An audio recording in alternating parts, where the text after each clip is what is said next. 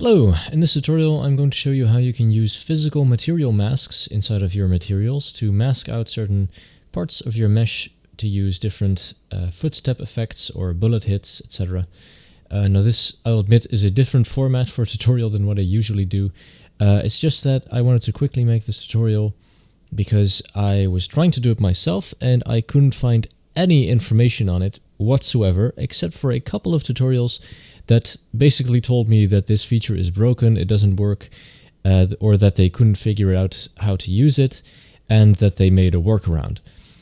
So instead of all that, I'm going to show you how you can actually use physical material masks and every downside that is associated with it that I have figured out while trying to record this video. So keep in mind, I am on version 5.4.4. I'm not sure that this has been updated, this system, in the meantime. I honestly doubt it, but I have noticed it is very prone to crashing. I'll get into why I think that this is the case later on, but for now let's just show you my basic setup for this material. This is a mesh that is 4 basic parts that I slot together, and they have this height mask that basically just separates the tiles from the dirt that is in between them, as well as in this circle area here, so that this part actually has a dirt circle instead of the marbled brick pattern.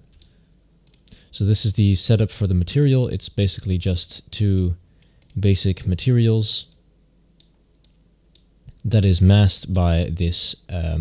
I called it the height map. It's not really height. It's just a mask. But this one is in black and white, and it is not exactly only black and white. You can see there's some grays here as well, and because of the compression it is also slightly greenish, so this isn't exactly what you would want to use for your physical material mask, because if you look at the parameters for physical material masks, they have 8 elements for the 8 different colors, and they should have only 8 colors, because if it has more than 8 colors, that is why I believe it crashed.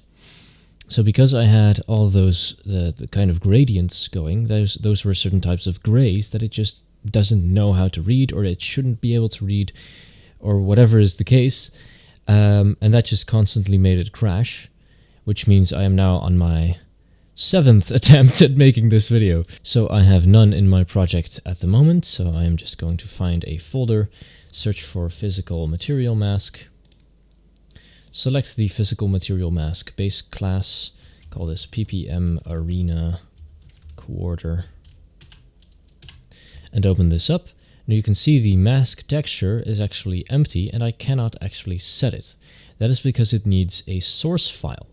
But you can set the source file. It says browse for a new source file path. You can't set it this way, even though I would want to. You have to go into the asset, right click, import mask texture, and now you can import it from your device. Now then, this requires the source asset, so a PNG or a JPEG, not a UAsset file. So I can go and find my file real quick. Here it is. And you can see it has updated to show, first of all, the correct source file, and second of all, a mask texture, which I can open up, and this is what it looks like. So this one, I made sure to have only 2 colors. Now I noticed the compression has added a 3rd color. That's fine, because there's only 3 colors now. That's okay. I don't think this will cause it to crash at all. You can do this by simply obtaining your source file for the height in my case, because that is the mask that I wanted to use initially. Now, if you don't have a source file to something like this, you can always just go to this texture asset, go to asset actions and export, and that will give you a PNG, so you can edit this in another program like Photoshop, GIMP, or Affinity to make yourself an image that has only 8 colors. And then let's see about applying it. So in the arena quarter master material, I will select my physical material mask, and I'm going to select the red was the tiles, so this will be tile, and the green was dirt. I will apply and save this, and then one final thing is you need to go into the static mesh asset. So you find the static mesh, double click and open it. And over here you can search for physical material masks. So you need to be able to support it on the mesh. This is defaulted false. You will need to set this to true, otherwise it just won't be able to read the physical material that you have set in your material asset.